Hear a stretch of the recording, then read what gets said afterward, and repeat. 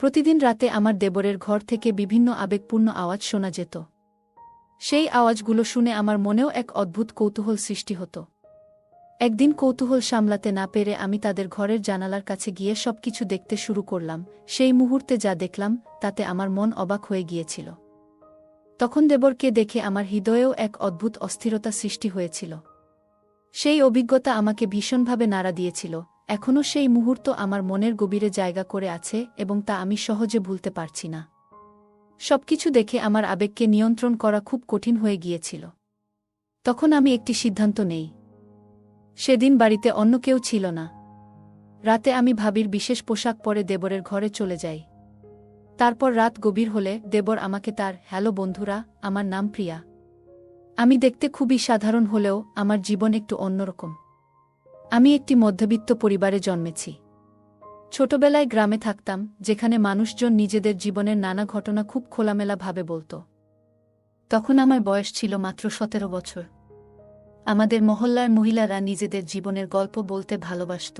এইসব গল্প শুনতে শুনতে আমার জীবনের পথও বদলে গিয়েছিল। তবে সেই রাতটি ছিল আমার জীবনের এক নতুন অধ্যায়ের সূচনা। আমি ছোট থেকেই কিছু বিষয় নিয়ে অনেক প্রশ্ন করতাম। আমাদের পাড়ার মহিলারা নিজেদের ব্যক্তিগত জীবনের বিষয়গুলো নিয়ে এমন খোলামেলা কথা বলত যে তা শুনলে আমার খুব অস্বস্তি হতো। আমি ভাবতাম, স্বামী স্ত্রীর মধ্যে যা কিছু হয় তা তো একান্ত ব্যক্তিগত, এগুলো নিয়ে এত আলোচনা করার কি প্রয়োজন? এই ধরনের কথা শুনে আমি প্রায়ই সেখান থেকে সরে যেতাম। আমাদের পরিবারে আমরা 4 জন ছিলাম, আমি, আমার মা বাবা এবং বড় ভাই। আমার ভাইয়ের বিয়ে হয়েছিল ঠিক 1 বছর আগে। আমার ভাবি ছিলেন খুব ভালো মনের মানুষ, কিন্তু তাকে কখনো নিজের ব্যক্তিগত বিষয় নিয়ে প্রকাশ্যে আলোচনা করতে দেখিনি। আমি নিজেও শিক্ষিত ছিলাম এবং সবসময় ভাবতাম কিছু বিষয় ব্যক্তিগত রাখা উচিত। এরপর সময় কেটে গেল এবং একদিন আমার বাবা আমার জন্য একজন পাত্র ঠিক করলেন। পাত্র ছিলেন আমাদের গ্রামেরই একজন। নাম ঈশান। তিনি শিক্ষিত ছিলেন এবং শহরে একটি কোম্পানিতে চাকরি করতেন। ঈশানের পরিবারে তার মা এবং ছোট ভাই ছিলেন। তার ছোট ভাই কৃষিকাজ করতেন এবং কুস্তি লড়তে পছন্দ করতেন। আমার বাবার সিদ্ধান্তে আমার বিয়ে ঠিক হলেও আমাকে পাত্রকে দেখার অনুমতি দেওয়া হয়নি। আমি এতে খুব চিন্তিত ছিলাম, কিন্তু বাবার কথার বাইরে যাওয়া সম্ভব ছিল না। 1 মাসের মধ্যেই আমাদের বিয়ে সম্পন্ন হয়। বিয়ের দিন পর্যন্ত আমি আমার স্বামীকে দেখিনি। বিয়ের পর শ্বশুরবাড়ি গিয়ে দেখি পুরনো একটি ইটের বাড়ি, যার মধ্যে একটি ছোট উঠোন আর 4টি ঘর ছিল। সেই বাড়িতে একটিমাত্র বাথরুম ছিল। বিয়ের প্রথম দিনগুলোর সেই স্মৃতি এখনও আমার মনে খুব স্পষ্ট। জীবনের এই পরিবর্তন আমাকে এক নতুন অধ্যায় নিয়ে গিয়েছিল। আমার বিয়ে হয়ে গেছে এবং আমি এখন নতুন বাড়িতে আছি। বাড়িটি ছিল খুব সাধারণ, যেখানে একটি মাত্র বাথরুম ছিল যা সবাই ব্যবহার করত। যদিও শুরুতে সবকিছু অস্বস্তিকর মনে হচ্ছিল, আমি মেনে নিয়েছিলাম যে এখন থেকে এটাই আমার নতুন জীবন। পুরো দিনটি নানা কাজে কেটে গেল। রাতে যখন সময় এগিয়ে এলো, আমি আমার ঘরে বসেছিলাম। আজ ছিল আমার বিয়ের প্রথম রাত, আর আমি আমার স্বামী ঈশানের জন্য অপেক্ষা করছিলাম। কিছুক্ষণ পর তিনি ঘরে এলেন, হাতে 1 গ্লাস দুধ নিয়ে। তখনই আমি প্রথমবারের মতো তাকে ভালোভাবে দেখলাম। ঈশান দেখতে খুব সাধারণ ছিলেন, পাতলা গড়ন এবং একটু দুর্বল বলে মনে হচ্ছিল। প্রথমে আমি একটু হতবাক হয়েছিলাম, কারণ আমি তার সম্পর্কে বেশি কিছু জানতাম না। তবে আমি নিজেকে শান্ত করলাম এবং ভাবলাম, হয়তো সময়ের সাথে সবকিছু বদলাবে। অনেক পুরুষই বিয়ের পর শারীরিক ও মানসিকভাবে ভালো হয়ে ওঠে। ঈশান আমার কাছে এসে বসে বললেন, প্রিয়া, তুমি আমার জীবনের সবচেয়ে সুন্দর উপহার। তোমার মতো জীবনসঙ্গী পাওয়ার স্বপ্ন আমি দীর্ঘদিন ধরে দেখেছি। আজ সেটা পূরণ হলো। তিনি আমার দিকে দুধের গ্লাস বাড়িয়ে দিয়ে বললেন, এটা পান করো। আমি একটু লজ্জা পেয়ে বললাম, আপনি আগে খান, তারপর আমি খাবো। তিনি হেসে গ্লাস থেকে 1 চুমুক নিলেন এবং তারপর আমাকে দিলেন। সেই মুহূর্তে আমার মনে হলো, এই নতুন জীবনে আমি ধীরে ধীরে মানিয়ে নেব। ঈশান প্রথমেই দুধের গ্লাস থেকে 1 চুমুক নিলেন, তারপর আমার দিকে এগিয়ে দিলেন। আমি বাকি দুধ পান করলাম। তার এই আচরণে আমার মনে ভালো লাগার অনুভূতি জন্ম নিল। তখন তার ব্যবহার আমাকে সত্যিই মুগ্ধ করেছিল। কিছুক্ষণ পর ঈশান আমার হাত ধরে আমাকে কাছে টেনে নিলেন। আমার মনে এক অদ্ভুত উত্তেজনায় ভরে উঠেছিল, কিন্তু আচমকা তিনি নিজেকে দূরে সরিয়ে নিয়ে ঘুমানোর জন্য শুয়ে পড়লেন। আমি খুবই বিভ্রান্ত হয়ে পড়লাম। আজ ছিল আমাদের বিয়ের প্রথম রাত এবং আমি এই রাতকে বিশেষভাবে মনে রাখার মতো করে কাটানোর স্বপ্ন দেখেছিলাম। কিন্তু সেই স্বপ্ন মুহূর্তেই ভেঙে গিয়েছিল। আমি বিছানায় শুয়ে রইলাম আর চিন্তা করতে লাগলাম। কিছুক্ষণ পর দেখলাম ঈশান গভীর ঘুমে তলিয়ে গেছেন। আমি তখন নিজেকে শান্ত রাখার চেষ্টা করলাম, তবে মনকে স্থির করতে পারছিলাম না। কখন যে ঘুমিয়ে পড়েছিলাম তা বুঝতে পারিনি। সকালে ঘুম ভাঙতেই দেখলাম সূর্যের আলো ঘর ভরে গেছে। আমি উঠে বাথরুমে গিয়ে ফ্রেশ হলাম। তারপর বাইরে এসে দেখি আমার ছোট ভাবি বাসন মাজছেন। আমি তার পাশে গিয়ে সাহায্য করতে লাগলাম। ভাবি মুচকি হেসে বললেন, প্রিয়া ভাবি, কাল রাতে কেমন কাটল? নিশ্চয়ই খুব আনন্দময় ছিল, তাই না? জার্জিকে বেশি বিরক্ত তো করেনি, বলেই তিনি হাসতে লাগলেন। তার কথা শুনে আমি এক মুহূর্তে নির্বাক হয়ে গেলাম। কি উত্তর দেব তা ভেবে পেলাম না। আমার ভাবির কথাগুলো শুনে মনে একটু অস্বস্তি হচ্ছিল, কিন্তু আমি তার কোনো উত্তর দিলাম না, বরং তার সঙ্গে হেসে হেসে কথা চালিয়ে যেতে থাকলাম। তখন আমি ভাবিকে জিজ্ঞাসা করলাম, তোমার বিয়ে আগে কিভাবে হলো? ঈশান ভাই তো মুবিন ভাইয়ের থেকে বড়, তাই না? ভাবি একটু হাসি দিয়ে বললেন, জার্জি বিয়ের বিষয়ে একেবারেই আগ্রহী ছিলেন না। শাশুড়ির জোরাজুরিতে তার বিয়ে হয়েছিল। তার কথা শুনে আমি একটু থমকে গেলাম। কথাগুলো শুনে মনে হলো যেন আমার স্বামীর মধ্যে কিছু অভাব রয়েছে। কিন্তু আমি কোনো মন্তব্য করলাম না। আমরা তখন বাসন মাজছিলাম এবং এর পাশাপাশি গল্প করছিলাম। এমন সময় ভাবির ছোট ছেলের কান্নার শব্দ ভেসে এলো। তিনি তাড়াতাড়ি বললেন, প্রিয়া ভাবি, এই বাসনগুলো তুমি একটু দেখে নিও, আমি ছেলেকে সামলে আসি। এই বলে তিনি ছেলের দিকে চলে গেলেন। আমি একা বসে থেকে কাজ করতে লাগলাম আর ভাবছিলাম, নতুন সংসারের প্রতিটি দিন হয়তো আমাকে এমন অজানা গল্পের মুখোমুখি করবে। বাড়ির কাজগুলো ধীরে ধীরে শিখে নিচ্ছিলাম। একদিন সকালে বাথরুম থেকে ফিরে রান্নাঘরে গেলাম। সেখানে দেখি শাশুড়ি সবজি কেটে নিচ্ছেন। আমাকে দেখে তিনি বললেন, বুমা, সবজি তো কেটে দিয়েছি, এবার তুমি সবার জন্য চা বানিয়ে দাও। আমি তাড়াতাড়ি চা বানিয়ে সবার হাতে তুলে দিলাম। এরপর ভাবির সঙ্গে রান্নায় সাহায্য করতে শুরু করলাম। এভাবেই 10 দিন কেটে গেল। তবে প্রতিদিন রাতে আমি একই হতাশার মুখোমুখি হতাম। আমার স্বামীকে আমি জিজ্ঞাসা করতাম, তুমি কেন এমন করছো? কেন আমাকে সময় দিচ্ছ না? কিন্তু তিনি কোনো উত্তর দিতেন না। মুখ ফিরিয়ে শুয়ে পড়তেন। আমি অনেক চেষ্টা করতাম নিজেকে সামলে রাখার। আমার মনের ভেতর যন্ত্রণা বাড়তে থাকলেও কাউকে কিছু বলার সাহস করতাম না। কিছুদিন পর আমার স্বামী শহরে তার কাজের জন্য চলে গেলেন। আমি তাকে থামানোর চেষ্টা করিনি। কিন্তু মনে একটাই প্রশ্ন ছিল, কেন এই সম্পর্ক এমন হচ্ছে? প্রত্যেক নারী তার স্বামীর কাছ থেকে ভালোবাসা ও যত্ন আশা করে। সংসার সুখে চলার জন্য শুধু অর্থ বা খাবার যথেষ্ট নয়। স্বামী স্ত্রীর মধ্যে এমন কিছু অনুভূতি থাকে যা একজন নারীর মনে সুখ ও পরিপূর্ণতার অনুভূতি নিয়ে আসে। কিন্তু আমার স্বামীর মধ্যে সেই চেষ্টার অভাব আমি স্পষ্ট দেখতে পাচ্ছিলাম। আমি চুপচাপ সময় কাটিয়ে দিলাম আর মনে মনে ভাবলাম, হয়তো সময়ের সাথে সবকিছু ঠিক হয়ে যাবে। বিয়ে করার পর প্রত্যেক মেয়ে ভাবে তার নতুন সংসার তার জীবনের সবচেয়ে সুখময় অধ্যায় হবে। আমিও তাই ভেবেছিলাম। কিন্তু সময়ের সঙ্গে সঙ্গে বুঝলাম, আমার স্বপ্নগুলো এক এক করে ভেঙে যাচ্ছে। আমার স্বামী ঈশান কাজের জন্য শহরে চলে গেলেন। আমি চুপচাপ তাকিয়ে রইলাম। মনে হচ্ছিল যেন জীবনের সব আশা ধীরে ধীরে ফুরিয়ে যাচ্ছে। শ্বশুর বাড়িতে আমি একাই 6 মাস কাটিয়ে দিলাম। এই 6 মাসে আমার স্বামী মাত্র 10 দিনের জন্য বাড়ি এসেছিলেন, তাও যেন তার মধ্যে কোনো আগ্রহ ছিল না। আমার মন ভেঙে যাচ্ছিল, কিন্তু কাউকে কিছু বলতে পারিনি। নিজেকে শান্ত রাখার চেষ্টা করছিলাম। তবে এ সময় এক বিষয় খুব খারাপ লাগত। আমার ছোট ভাবিকে দেখে আমার মনে ঈর্ষা হতো। তার স্বামী একজন পরিশ্রমী কৃষক এবং শারীরিকভাবে খুবই শক্তিশালী। তাদের দাম্পত্য জীবন সুখে ভরা ছিল। একদিন আমি শাশুড়িকে বললাম, মা, আমি একবার আমার বাপের বাড়ি যেতে চাই। তিনি অনুমতি দিলেন। পরদিন সকালে আমার দেবর আমাকে বাপের বাড়ি পৌঁছে দিয়ে নিজে আবার ফিরে গেলেন। বাপের বাড়িতে পৌঁছানোর পর মা ও ভাবি আমার কাছে জানতে চাইলেন, শ্বশুরবাড়ি কেমন? তোমার সেখানে সময় ভালো কাটছে তো? আমি চুপ করে রইলাম। কি বলবো বুঝতে পারছিলাম না। আমার মনের কষ্ট কাউকে বোঝাতে পারছিলাম না। বাপের বাড়িতে গিয়ে সবাই যখন আমার শ্বশুরবাড়ির খোঁজ খবর নিতে লাগল, আমি মুখে হাসি রেখে বললাম, সব ঠিক আছে, কিন্তু যার ঠিক থাকার কথা সেই ঠিক নেই। এ কথা কারো সঙ্গে বলার সাহস হয়নি। আমি জানতাম এ কথা বললে সবাই কেবল হাসবে। ধীরে ধীরে আমি বাপের বাড়ির মহিলাদের সঙ্গে বসতে শুরু করলাম। তারা নিজেদের জীবনের নানা অভিজ্ঞতা, বিশেষত স্বামী স্ত্রীর সম্পর্কের বিষয়ে খোলাখুলি কথা বলত। আমি তাদের কথা মন দিয়ে শুনতাম, কিন্তু কিছুই বলতাম না। আমার তো বলার মতো কিছুই ছিল না। ওই মহিলারা এমনভাবে তাদের গল্প বলত, যেন সবকিছুই খুব স্বাভাবিক। তাদের কথায় আমার মন কখনো দোলা দিয়ে উঠত, কখনো সইতে না পেরে ব্যথিত হতো।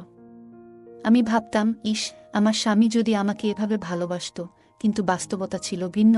আমার মনের ভেতরে যে পরিবর্তন হচ্ছিল, তা আমি নিজেও টের পাচ্ছিলাম। বাপের বাড়িতে কাটানো 1 মাসে তাদের কথাগুলো আমার মনে গেঁথে গিয়েছিল। আমি অনুভব করছিলাম, আমিও আমার স্বামীর সঙ্গে এক সুন্দর সম্পর্ক চাই, যেখানে ভালোবাসা ও অনুভূতির গভীরতা থাকবে। হঠাৎ একদিন আমার দেবর এসে বলল, চলুন, আপনাকে শ্বশুরবাড়ি নিয়ে যেতে হবে। মা বাবা আনন্দের সঙ্গে আমাকে বিদায় দিলেন।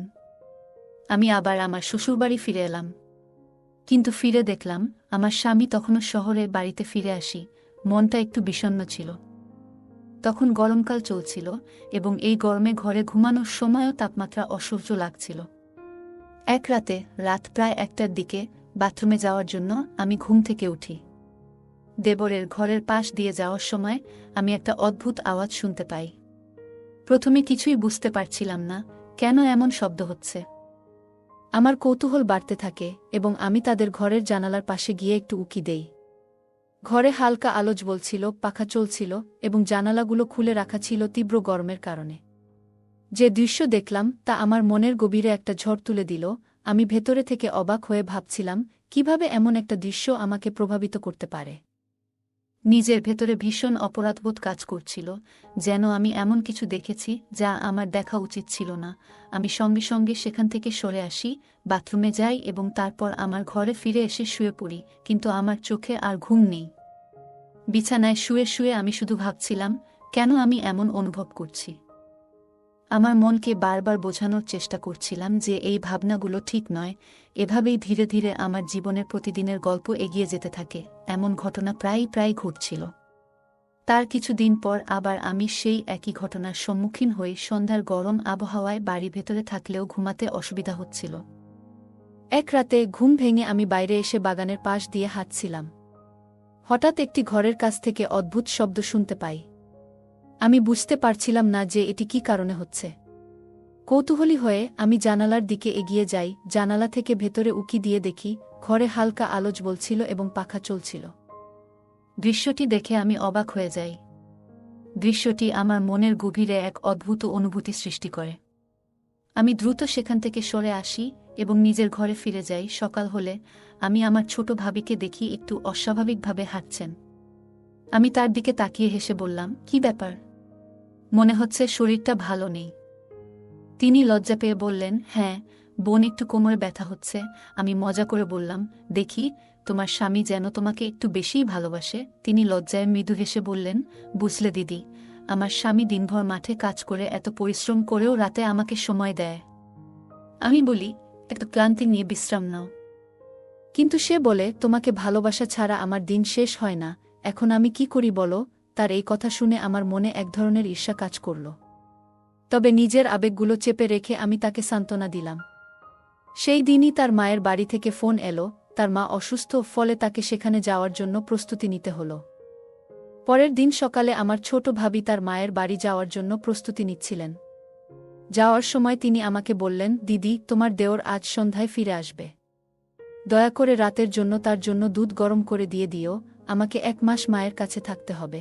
আমি হেসে বললাম, তুমি নিশ্চিন্তে যাও, আমি তার ভালোভাবে যত্ন নেব। সন্ধ্যায় দেবর বাড়ি ফিরল। রাতের খাবার শেষে সবাই যার যার ঘরে চলে গেল। আমি দেবরের জন্য দুধ গরম করলাম এবং তার ঘরে গিয়ে দিলাম। ঘরে ঢুকে দেখি হালকা আলো জ্বলছে, আর সে বিছানায় শুয়ে আছে। আমি দুধের গ্লাসটা টেবিলের উপর রেখে বাইরে চলে এলাম। ঘরে ফিরে এসে মনটা অস্থির হয়ে উঠল। সেই মুহূর্তে দেখা দৃশ্য এবং নিজের অনুভূতিগুলো মনের গভীরে ছাপ ফেলে দিল। আমি ভাবছিলাম, কেন এমন অনুভূতি হচ্ছে। আমার স্বামীর প্রতি ভালোবাসা থাকা সত্ত্বেও তার সঙ্গে কিছু অভাব বোধ করছিলাম। আমি নিজের আবেগগুলো সামলানোর চেষ্টা করছিলাম। কিন্তু মন বারবার বলে উঠছিল, তোমার জীবনের কিছু সিদ্ধান্ত হয়তো ভুল ছিল, তবে আমি জানতাম নিজের পরিবার ও নীতিবোধের কথা ভেবে আমাকে এই চিন্তাগুলো থেকে মুক্ত হতে হবে। আমার দেবরের প্রতি এমন অনুভূতির কারণে আমি নিজের কাছে অপরাধবোধে ভুগছিলাম। সিদ্ধান্ত নিলাম, এই চিন্তাগুলো থেকে মুক্তি পেতে আমাকে আরও বেশি শক্ত হতে হবে এবং নিজের পরিবারের প্রতি দায়িত্ব পালন করতে হবে। সেদিন সন্ধ্যায় আমি গভীর চিন্তায় ডুবেছিলাম। আমার স্বামীর প্রতি আমার সমস্ত ভালোবাসা থাকা সত্ত্বেও আমি কোনোদিন তার কাছ থেকে সেই মানসিক শান্তি পাইনি। মনকে বোঝাতে চেষ্টা করেছিলাম, কিন্তু তৃষ্ণা যেন দিন দিন বাড়ছিল। একদিন পরিস্থিতি এমন হলো যে আমার স্বামীর অনুপস্থিতিতে বাড়িতে শুধু আমি আর আমার দেবর ছিলাম। এক গভীর রাতে হঠাৎ করে একটি নতুন ভাবনা মাথায় এলো। আমি ভেবেছিলাম, যদি দেবরকে আমার দুঃখের কথা খুলে বলি। অনেক ভেবেচিন্তে আমি তার সাথে কথা বলার সিদ্ধান্ত নিলাম। রাতে আমি আমার ঘরে বসেছিলাম। সাহস সঞ্চয় করে আমি দেবরের ঘরে গেলাম। সে প্রথমে হতবাক হয়ে গেল। আমি তাকে বুঝিয়ে বললাম যে কতটা একাকিত্বে ভুগছি। দেবর শান্তভাবে আমার কথা শুনল। কিছুক্ষণ পরে সে আমাকে সান্ত্বনা দিতে শুরু করল। সেই রাত ছিল অন্যরকম।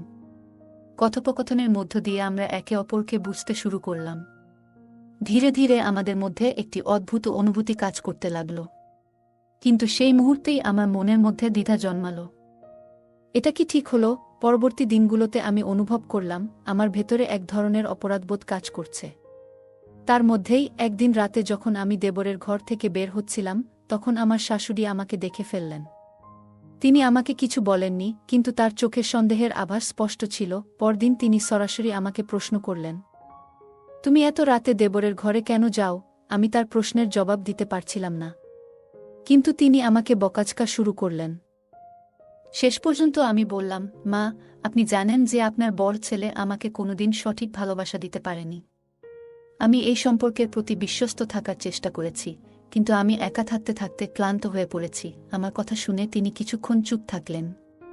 তারপর বললেন, আমি তোমার কথা বুঝতে পারছি, কিন্তু এমন কোনো কাজ করো না যা আমাদের পরিবারের মানসম্মান নষ্ট করে। আমার বিয়ের পর থেকেই আমি একটি অনিশ্চয়তায় বসবাস করতে শুরু করি। স্বামীর প্রতি ভালোবাসা থাকা সত্ত্বেও আমি কোনোদিনই সেই আত্মিক ও মানসিক শান্তি পাইনি। স্বামী সবসময় নিজের কাজে ব্যস্ত থাকতেন, আর আমার প্রতি তার কোনো দায়িত্ববোধের প্রকাশ ছিল না। একদিন আমি আমার শাশুড়ির সঙ্গে আমার এই অসন্তুষ্টির কথা শেয়ার করলাম। আমি বললাম, মা, আপনি হয়তো জানেন না, কিন্তু আমি এই বিয়েতে মানসিক শান্তি পাইনি। একজন নারী তার জীবনে যতটুকু আশা করে আমি ততটুকু পাইনি। আপনি কি জানেন আমি কতটা একাকিত্বে ভুগছি? আমার কথা শুনে শাশুড়ি চুপ হয়ে গেলেন। তিনি বললেন, আমি ভেবেছিলাম সময়ের সাথে সবকিছু ঠিক হয়ে যাবে, কিন্তু এখন মনে হচ্ছে তোমার কষ্ট অনেক গভীর। আমি বুঝতে পারিনি যে তোমার এই পরিস্থিতি এতটা গুরুতর। এরপর কয়েকদিন ধরে শাশুড়ি আর আমার মধ্যে কোনো কথা হয়নি। হঠাৎ একদিন তিনি আমার স্বামীকে ফোন করে সবকিছু জানালেন। স্বামী প্রথমে কিছুই বলল না, কিন্তু তার চোখে মুখে লজ্জার ছাপ স্পষ্ট ছিল। সেই রাতে আমি সিদ্ধান্ত নিলাম যে এই সম্পর্ক থেকে বেরিয়ে আসব। পরদিন সকালে আমি আমার ব্যাগ গুছিয়ে নিজের বাড়ি ফিরে এলাম। বাড়িতে পৌঁছে আমি আমার মনের সব কথা আমার মা এবং বড় ভাবির কাছে বললাম। তারা আমার দুঃখ শুনে খুবই মর্মাহত হলেন। ভাবি শাশুড়িকে ফোন করে আমার পরিস্থিতি নিয়ে কথা বললেন এবং তাদের সিদ্ধান্তের সমালোচনা করলেন। এরপর আমার পরিবার সিদ্ধান্ত নিল যে আমার জন্য একটি নতুন জীবন শুরু করা উচিত। কিছুদিন পর আমার ভাই এবং বাবা একটি নতুন সম্পর্কের প্রস্তাব নিয়ে এলেন। একজন সুদর্শন এবং সদয় স্বভাবের মানুষ আমার জীবনে এলো। আমার জীবনে অনেক ওঠাপড়ার পর অবশেষে একটি নতুন অধ্যায় শুরু হয়। আমার বিয়ে হয়েছিল একজন দয়ালু এবং দায়িত্বশীল মানুষ, আমনের সঙ্গে। আমনের প্রথম স্ত্রী 6 মাস আগে এক মর্মান্তিক দুর্ঘটনায় মারা যান। তার পরিবারে তার মা বাবা এবং ছোট একটি বোন ছিল, যে খুবই মিষ্টি স্বভাবের। আমার বিয়ের 15 দিনের মাথায় আমি নতুন শ্বশুরবাড়িতে প্রবেশ করি। আমন একজন সৎ এবং প্রতিষ্ঠিত মানুষ। তিনি তার অফিসে উচ্চপদে কাজ করেন। তার ভালোবাসা এবং যত্নে আমার মনে শান্তি আসতে শুরু করে। আমার শ্বশুরবাড়ির মানুষগুলোও আমাকে খুব স্নেহ করতেন। ধীরে ধীরে আমার পুরনো জীবনের দুঃখগুলোকে ভুলে গিয়ে আমি নতুন জীবনে মেতে উঠি। আমার স্বামী আমার প্রতি সবসময় যত্নশীল ছিলেন এবং আমাকে সেই ভালোবাসা দিয়েছিলেন যা একজন স্ত্রী তার স্বামীর কাছ থেকে আশা করে। আমিও তাকে পুরো মন থেকে ভালোবাসতে শুরু করি। জীবনের নতুন অধ্যায়ে এসে আমি উপলব্ধি করলাম, যখন জীবনে প্রকৃত ভালোবাসা এবং সঠিক দিক নির্দেশনা থাকে, তখন কোনো ভুল পথে হাঁটার প্রয়োজন হয় না। আমি সুখের জীবন কাটাতে শুরু করলাম এবং আমার ভেতরের সমস্ত হতাশাকে পেছনে ফেলে দিলাম। মানুষের জীবনে প্রতিটি স্বপ্ন পূরণের জন্য সঠিক সময় এবং সুযোগ দরকার। একজন নারীর জীবনে বিয়ে একটি নতুন আশা নিয়ে আসে, কিন্তু সেই আশা যদি পূর্ণ না হয়, তখন সে এক ধরনের ভাঙন অনুভব করে। অনেক সময় পরিস্থিতি মানুষকে ভুল পথে নিয়ে যায়, তবে এটা মনে রাখা উচিত, সঠিক সিদ্ধান্তই জীবনকে সুন্দর করে তুলতে পারে।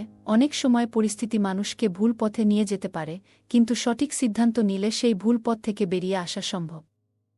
এটি দেখায় যে ভুল কখনো চূড়ান্ত নয়, বরং এটি সংশোধনের সুযোগ দেয়। গল্পের চরিত্রটি তার নিজের উপর বিশ্বাস রেখে নতুন জীবনের জন্য প্রস্তুতি নিয়েছে। এটি আমাদের শেখায় যে নিজের প্রতি বিশ্বাস এবং আত্মবিশ্বাস জীবনকে এগিয়ে নিয়ে যায়। গল্পটি আমাদের জীবনের নানা দিক সম্পর্কে নতুন উপলব্ধি দেয় এবং অনুপ্রেরণা যোগায়। এটি দেখায় যে সঠিক দৃষ্টিভঙ্গি এবং দৃঢ় মনোবল থাকলে যে কোনো চ্যালেঞ্জকে জয় করা সম্ভব। বন্ধুরা, এই ছিল আমাদের আজকের গল্প। আপনাদের গল্পটি কেমন লাগলো জানাতে ভুলবেন না। আপনাদের প্রতিটি কমেন্ট আমাদের উৎসাহ দেয়। গল্পটি ভালো লাগলে লাইক, শেয়ার এবং সাবস্ক্রাইব করতে ভুলবেন না। ধন্যবাদ। আপনি দরজা আটকাবেন না। আমায় যেতে দিন। আপনি আমার সাথে এমনটা করতে পারেন না। আপনি আমার শিক্ষক। আমি যখন এই কথা বললাম, তখন স্যার আমাকে দরজাটা লক করে আমার সাথে যা করলো তা শুনলে আমি কথা দিচ্ছি তোমাদের মাথা গরম হয়ে যাবে। তাহলে আসল ঘটনাটি বলি। আমি যখন কলেজে বিএ অনার্সে ভর্তি হলাম, সে বছর থেকে টিউশনি পড়াতে শুরু করলেন। টিউশনি পড়ানোর উদ্দেশ্য ছিল পিছনের ক্লাসের বিষয়গুলোকে মনে রাখা ও চর্চা করা। তাই টিউশনি পড়াতে শুরু করলাম ক্লাস 8, 9, 10 ছেলে মেয়েদের নিয়ে। নিজের ঘরেতে পড়াতাম। শুরুতে 4 জন ছাত্রছাত্রী ছিল। টিউশনি পড়ানোর সময় ছিল সন্ধ্যা 7টার পর, কারণ কলেজে যেতাম বিকেল 4টাতে, আসতাম বাড়িতে। তারপর খাওয়া দাওয়া করে একটু রেস্ট নিয়ে পড়াতে শুরু করতাম। 5 জন ছাত্র আর একটা ছাত্রী। শাকিল আর অজয় ইন্টারে পড়ত, আর অন্তরা পড়ত ইন্টার সেকেন্ড ইয়ারে। আসল কথায় আসি, প্রতিদিনের মতো পড়াতে পড়াতে অন্তরা প্রতি আমার এক অন্যরকম অনুভূতি কাজ করত। আমি অন্তরার দিকে তাকিয়ে থাকতাম, তার সৌন্দর্য দেখতাম। আমি যতবার অন্তরাকে দেখি ততবার আমার মনের ভিতর অন্যরকম অনুভূতির সৃষ্টি হয়। অন্তরা যেদিন প্রাইভেট পড়তে আসত না, আমি সেদিন কাউকে পড়াতাম না, ছুটি দিয়ে দিতাম। কারণ অন্তরাকে ছাড়া আমার পড়াতে ভালো লাগতো না। অন্তরা দেখতে অনেক সুন্দরী। অন্তরার বাবা মা আমাকে বিশ্বাস করে আমার কাছে পড়াতে দিয়েছে। অন্তরার প্রতি আমার মায়ার সৃষ্টি হলো। তাকে কিভাবে পাওয়া যায় সেই চিন্তা আমার মাথায় সবসময় ঘুরপাক খাচ্ছে। অন্তরা আমাকে দাদা বলে ডাকত। আমাকে বল, দাদা আজ ইংলিশ পড়াটা করে আসেনি। কথাটা শুনতেই আমি প্রচণ্ড রেগে গেলাম। ও আমার চোখে মুখে তাকিয়ে ভয় পেয়ে গেছিল, আমি বুঝতে পারছিলাম। তখন আমি বললাম, সবাইকে পড়াটা দেখিয়ে দেখিয়ে দেওয়ার পর তারপর তোর শেষের দিকে ব্যবস্থা হবে। সেদিনকে আমি খুব রেগে গিয়েছিলাম, কারণ সেদিন কলেজে আমার বন্ধুরা আমার গার্লফ্রেন্ড নেই বলে সবার সামনে অপমান করেছিল। সেদিন সবাইকে ছুটি দিয়ে দিয়েছিলাম, শুধু অন্তরা একা বসেছিল। তখন প্রায় 8:30 বাজে। আমি ছুটি দিই সাধারণত সবাইকে 10টা বা 10:30। সেদিন সবাই প্রায় পড়া শিখে এসেছিল, তাই সবাইকে ছুটি দিয়ে দিয়েছিলাম। বসেছিল শুধু অন্তরা। অন্তরা আমার মুখের দিকে তাকিয়ে চুপচাপ চোখের জল ফেলতে শুরু করল। তখন আমার রাগ ঠান্ডা হয়ে গেল। কান্নাকাটি দেখে ওকে আমি সেদিন বই নিয়ে বাড়িতে চলে যেতে বললাম। আরও একটা কথা জানিয়ে রাখি, ওর সামনে মাসে ফাইনাল পরীক্ষা বলে সোমবার করে একটু বেশি সময় ধরে পড়াতাম। বলে রাখি, অন্তরা একটি যুবতী কন্যা, দেখতে অনেক সুন্দরী ছিল। আমি যখন ঘরে পড়াতাম, তখন আমার ঘরে কেউ ঢুকত না যতক্ষণ না পড়ানো শেষ হতো। সোমবার বলে সেদিন আমি নিজের বিছানায় ঘুমাচ্ছিলাম। আমি যখন ঘুমাই, আমার ফোনের অ্যালার্ম বাজতেই হঠাৎ আমার ঘুম ভেঙে গেল। দেখি অন্তরা আমার পাশে দাঁড়িয়ে। আমি অন্তরাকে বললাম, তুই দাঁড়িয়ে আছিস? আমাকে ডাকিসনি কেন? তুই এতক্ষণ দাঁড়িয়ে থেকে কি দেখছিলি, সত্যি করে বল। আমার কোনো কথার জবাব দিচ্ছে না। সে লজ্জায় মাথা নিচু করে দাঁড়িয়ে আছে। আমি আবার তাকে জিজ্ঞেস করলাম, অন্তরা তুই আমার ঘুমের ঘরে এসে কি দেখছিলি বল। তারপর আমি যখন অন্তরার দিকে তাকিয়ে তাকলাম, আমি অন্তরার দিকে তাকাতেই অন্তরা তখন মুচকি হেসে মুখটা ঘুরিয়ে নিল। আমার তখন বুঝতে বাকি রইল না, অন্তরা এতক্ষণ আমাকে না ডেকে কি দেখিছিল। কোনরকম নিজেকে সামলে বিছানা থেকে উঠে ওয়াশরুমের দিকে চলে গেলাম। অন্তরা দাঁড়িয়ে ছিল তখনও। আমি ঘরেতে ঢুকে দেখি অন্তরা বই নিয়ে পড়ছে আর মুচকি মুচকি হাসছে। আমি জিজ্ঞাসা করলাম, অন্তরা? অন্তরা: হ্যাঁ দাদা স্যার। আমি অন্তরাকে বললাম, দাদা আবার স্যার দুইটা নাম ধরে ডাকলি কেন? অন্তরা বলল, এমনি আমার ভালো লাগে তাই ডাকলাম। আপনার কোনো সমস্যা আছে স্যার? আমি বললাম, এই অন্তরা, আমি কিন্তু এখনো স্যার হয়নি। তুই আমাকে দাদা বলেই ডাকিস। স্যার বলে ডাকলে আমি খুব রাগান্বিত হব কিন্তু। অন্তরা বলল, যে মানুষ ছাত্রছাত্রীদের লেখাপড়া শিখায় তাদের কি দাদা ডাকা উচিত? সে তো প্রকৃতপক্ষে স্যার। আমি অন্তরাকে বললাম, অন্তরা তুই আমাকে দাদা বলে ডাকিস, এটাই আমার শেষ কথা। আমি অন্তরাকে বললাম, সত্যি কথা বল, তুই কতক্ষণ এসে আমার সামনে দাঁড়িয়েছিলি? অন্তরা বল, বেশিক্ষণ না দাদা। আমি বেশিক্ষণ দেখিনি। আমি বললাম, কি বললি? না দাদা, কিছু না। আমি কিছু বলিনি। আমি বুঝতে পারলাম ও কথা ঘোরানোর চেষ্টা করছে। আমার আর এটা বুঝতে বাকি রইল না, ও অনেকক্ষণই এসে আমার পাশে দাঁড়িয়েছিল। আমি বুঝতে পারলাম অন্তরা কি দেখেছিল। আমি কথা না বাড়িয়ে অন্তরাকে জিজ্ঞেস করলাম, অন্তরা পড়া ভালো করে শিখে এসেছিস? আর একটা কথা আপনাকে জানিয়ে রাখি, আমি একটা ড্রেসিং টেবিলে পড়াই। আমি অন্তরাকে বললাম, তোর বইটা বার কর আর পড়তে শুরু কর। কিছুক্ষণ পর তোর পড়া ধরব। অন্তরা: ঠিক আছে দাদা। আমি অন্তরাকে বললাম, আজ যদি পড়া ভালো করে আদায় না করতে পারিস তাহলে তোরে আজ কঠিন শাস্তি দিব। আমি বুঝতে পারছিলাম অন্তরা আজ ভালো করে পড়া শিখে আসে নাই, আর পড়াতে তেমন মন নেই। অনেকক্ষণ ধরে দেখছি ও বই বের করে পড়ছে না, কিন্তু অন্তরা আজ এমন করছে কেন? আমি অন্তরাকে বললাম, অন্তরা আজ যদি পড়া ঠিকঠাক মতো আদায় না করতে পারিস তাহলে আজ তোর কপালে দুঃখ আছে। অন্তরা বলল, ঠিক আছে স্যার, পড়া না পারলে আপনি আমাকে যে শাস্তি দিবেন সেই শাস্তি মেনে নিব। আমি ওকে বললাম, কিরে অন্তরা, পড়া দিবি না? অন্তরা কোনো কথার উত্তর দিল না। আমি আবার বললাম, কিরে তুই পড়া দিবি না? অন্তরা আতকে উঠল আর বল, কি দাদা? আমি আবার বললাম, পড়া দিবি না? অন্তরা বলল, দাদা আমার কেমন হচ্ছে? আমি সবই বাড়ি থেকে মুখস্থ করে এসেছিলাম, কিন্তু কেন জানি না আমার সব উল্টপাল্ট লাগছে। আমি ওকে বললাম, আমার পাশে আয় বইটা নিয়ে। অন্তরা বলল, কেন দাদা? ও আমাকে বলল, আরে তুই আমার কাছে আয়, তারপর বুঝতে পারবে। অন্তরাও ভয়ে ভয়ে বইটা আমার পাশে নিয়ে আসলো।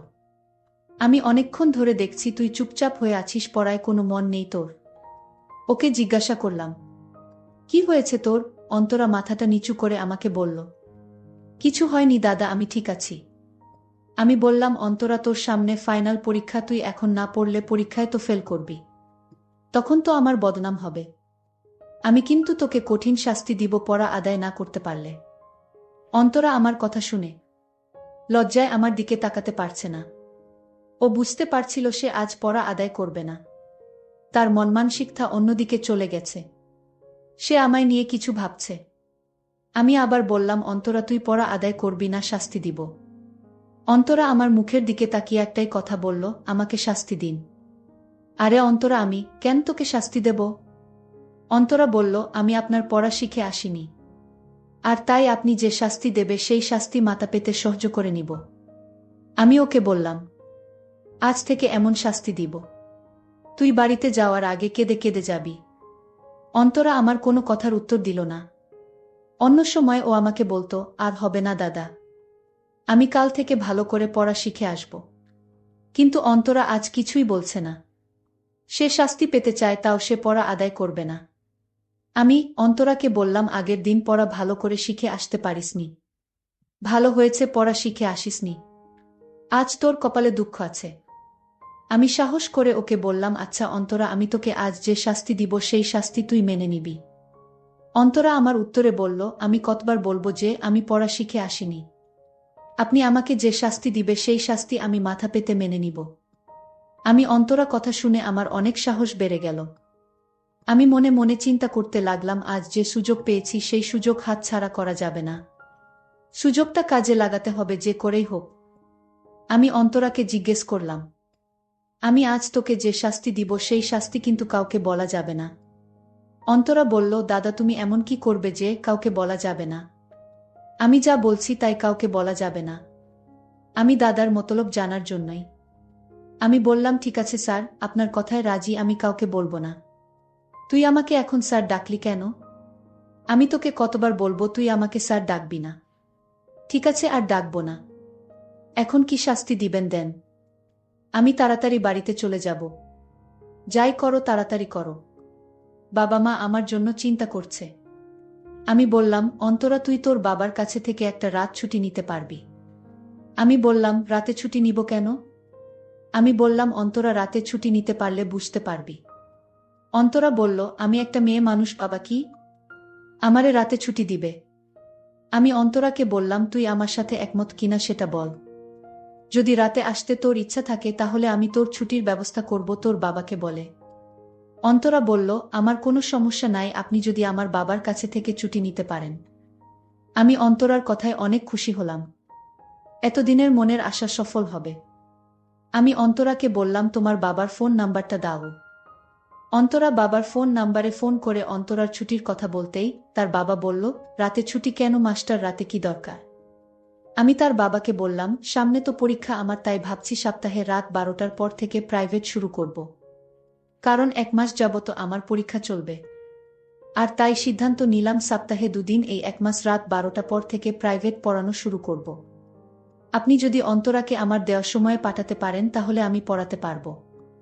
আমি জানতাম অন্তরার বাবা রাজি না হয়ে উপায় নাই, কারণ এই এলাকায় প্রাইভেট টিচার নাই। আর আমার মতো কেউ এত ভালো করে পড়াতে পারে না।